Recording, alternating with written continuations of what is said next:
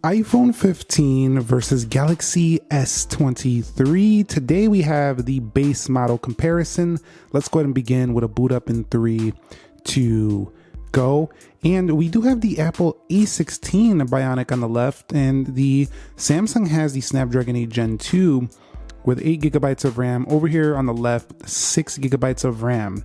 Only disappointment, the iPhone 15 has been great, but it still has a 60 hertz display.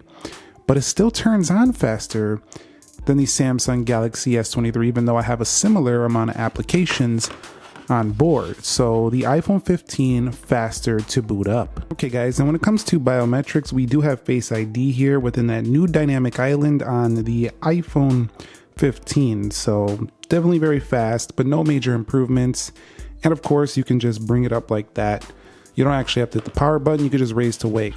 Now on the Galaxy, you can just go ahead and press right here, and it'll unlock. Once again, with the screen off, it'll unlock. And then you can also kind of do it if you know where it's at without looking. So I think it's potentially faster to unlock than the iPhone 15, just quicker speed there. Now, when it comes to the face unlock, you can also just look at the phone. Once it sees you, it's right in, but it's not quite as secure as the one on Face ID. So you would have to rely on the biometrics here for the Samsung. Both have great unlocking features and both are quite quick, but I think the Samsung's a little faster with a biometric because you don't even have to turn the screen on for that. Okay, and when it comes to software, we are looking at iOS 17.0.2. Over here, Android 13 coupled with One UI 5.1. Now, battery check before we get into the speed test, 79, and then over here, 64. So we'll see where they end up at the end of this video. We'll see which one has worse battery life or lowered the battery life throughout the rest of this test. And the general speed of these two is quite similar, but there is something you still notice. And if you compare the iPhone 15 to the 15 Pro, look closely, or even a Galaxy S23, that 120 hertz is making a difference. The S23 feels faster on the home screens than the iPhone 15. Although the iPhone 15 still feels fast, it's just unbelievable how if you crank this thing up, like if you buy a 512 gig of the 15, you're paying over $1,000. And I just think Apple should throw a 120 hertz on the next version of this. I was hoping it would be on this one, but I just want to see 120 hertz promotion on the next iPhone, even at the base model. Now you can see everything is closed out for both. And by the way, in my last video, there was a pre-saved calculation and people thought I had the application open. I did not. When you have a calculation there, it's still there, even if the app is closed. You see, it's still there, and I could close it again. Nothing is open. It's still there. So I just didn't clear it. So just so you know, in the previous speed test, everything was closed. So everything is closed here before we begin. Okay, and here we are at the app test. Let's begin with calendar. You could see maybe the animation faster on the right. Let's go into clock. It looks like the animation's still faster on the right. We'll go into weather. Yeah, a little faster on the Galaxy. We'll go into calculator. See, it looks like the Apple is about to win, but then the Galaxy the animation seems to finish first. Let's go into Play Store. That was faster on the Apple. Let's go over here to games. Faster on the Samsung, but not by a whole lot. Let's go into Genshin. You can see faster over here. Set up out of there. We'll go into Groupon, and I'm not a robot. You know, if I miss an application or I say something wrong, call me on the comments. Say, nope, Nick, bro, that was the right, not the left. Or say, no, that was the iPhone that loaded this one first. Let people know, because I'm a human. I can make mistakes. I try to call it the best I can see it through looking at a camera. You can see that was faster on the right, but I'm prone to say the wrong thing sometimes. So call me out on it and let me know. Let's go up out of here. And let's go into Twitter or X. You can see faster on the right. Over here, let's go into profile. Faster on the right once again. So Twitter faster on the right. And we'll go into Instagram. And you'll see that loaded first for the Samsung. And somebody said, well, give it time. The apps aren't updated yet for iPhone 15. Well, maybe, but I want to do my speed test now because I'm excited. And then I will compare them again down the line. So be subscribed, stay tuned. I'll give them like a 3 months later or a 6 months later speed test or speed test part 2 in the future. But, you know, people are buying phones right now. They're going to be buying them these next couple of months. So we need to see what's popping. You could see on the right, the Galaxy a little faster. And this is all down to the animations, I gotta tell you. You can go into the developer options on the Samsung, and you can go ahead and put it in 1.5 times, and you won't even notice much of a difference. But with its base animations, that look faster on the iPhone. With its base animations, faster again on the iPhone. The Galaxy snaps things open a little faster, but we'll see if this... See Subway Surfers. And again, this is kind of like comparing the 14 to the S23 because they do have the same processors here. That was very close. Let's go into tap to play. And you know, in games, you'll notice the 120 hertz is smoother when you're playing games that take advantage of, you know, the FPS and all that good stuff. You know, when you start, it's a little bit smoother due to that 120 hertz in like those more graphically intensive games.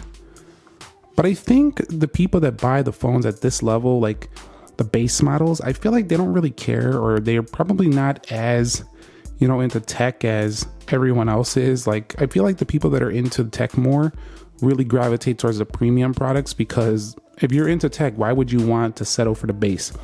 If you're into tech, you're going to want to get the Pro or the Pro Max or something, you know, high end like that. So, and I'm not generalizing, I'm just saying, I'm not generalizing that everyone's like this. What I'm saying is that, you know, that's just my take. That's what I've noticed.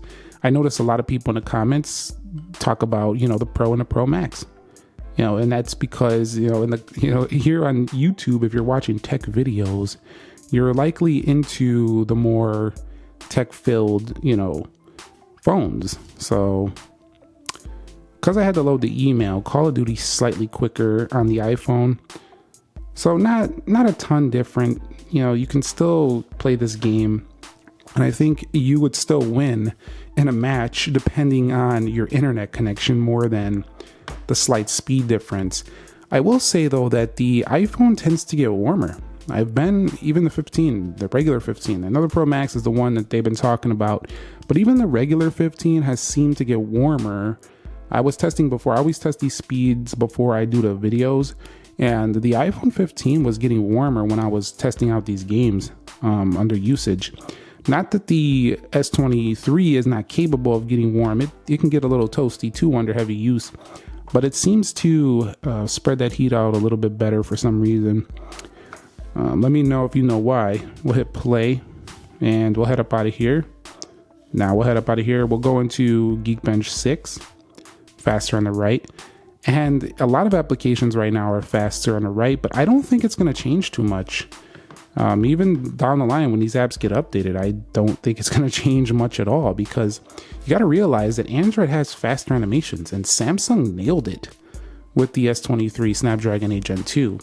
Not that Apple didn't nail it. Apple has absolutely nailed it with the iPhone 15 as well. It's a beautiful light design, dynamic island, USB-C. This thing is a gorgeous piece of tech. But Samsung already had a gorgeous piece of tech several months before that launched. So if I was Samsung, I wouldn't be too concerned about the iPhone 15 in terms of competition, although they are going to probably outsell them.